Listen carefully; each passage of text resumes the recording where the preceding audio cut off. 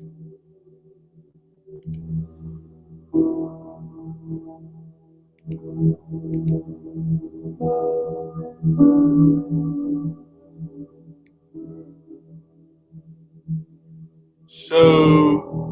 Joe and I spoke yesterday, and I think he thinks, and I could be absolutely totally wrong, but I think he said, Brian, the stuff you say is just boring crap. To a degree, that's what he said. And you know what? He could be right. A lot of people listening to this, and I'm hearing that a lot of people that hear this say this is like some of the worst ever um, podcasting or YouTubing or vlogging that's perhaps ever been known to mankind itself. It's just the worst thing ever. And that, that may be the way it goes. I was conversing with a gentleman by, I think it's Michael Wood, and he did agree with me, or concurred, that the left seems to be going on a Pol Pot level of fanaticism. And man, it does seem like there are just brainwashed individuals out there that that just think they know what is best for society, and it doesn't look like their opinions are going to change. And that may be true for some, and it may not be true for others. I can only speak for myself. There were times when I was uh, so righteous in my convictions, and I couldn't see the forest through the trees or just the other side of it, because, of course, I didn't feel it, and I didn't think that my feelings would change, but they certainly have.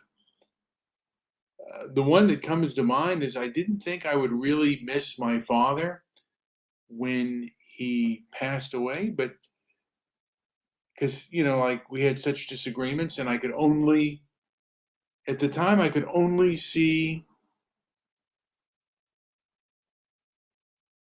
the disagreements. I couldn't see past anything else. I had a very myopic sense of my father, which was really unfair to him and also to myself and to the reality of things.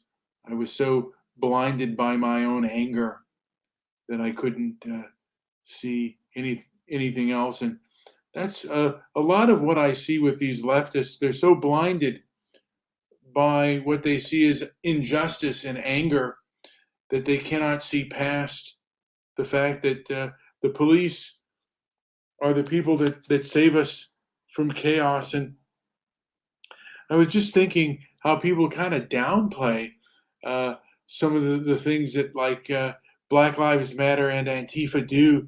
For example, people will say, that the conservatives are making more out of Portland than they need to. It's only a few blocks. They only control maybe 2, maybe 4 blocks, and the rest of Portland is fine. Is that is okay? That a few blocks are controlled by a violent, vindictive, and vicious mob. And the same thing I remember with the murders of South Africa. At first there were over 1,000, and then there were only 35.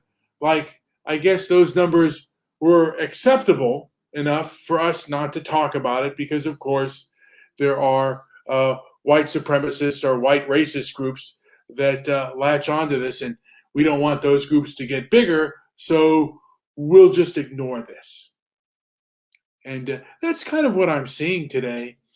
And it's just a kind of fanaticism that because we have to hide certain truths and we have to not talk about certain things because other groups may take advantage and latch onto it and make things worse. Whites will latch onto these truths and make things worse.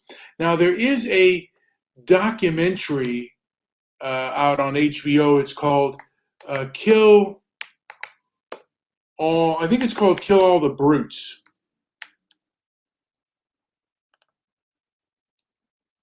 Oh, I'm sorry. It's called Exterminate All the Brutes, and this is Raoul's Peck. And I guess it's a history of silenced voices. But I would like to, personally, I'd like to see Dinesh D'Souza's uh, a review of this uh, documentary, because he believes that the conquest ethic was something that was international and world renowned.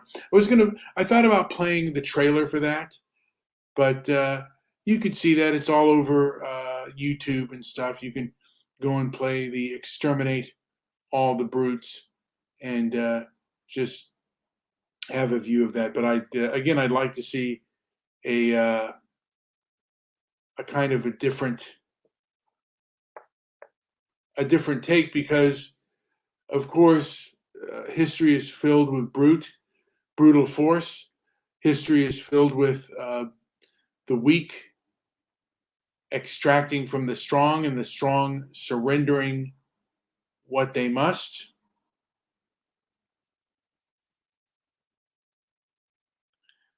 And there are times when fighting is necessary, and there are times when fleeing is also necessary.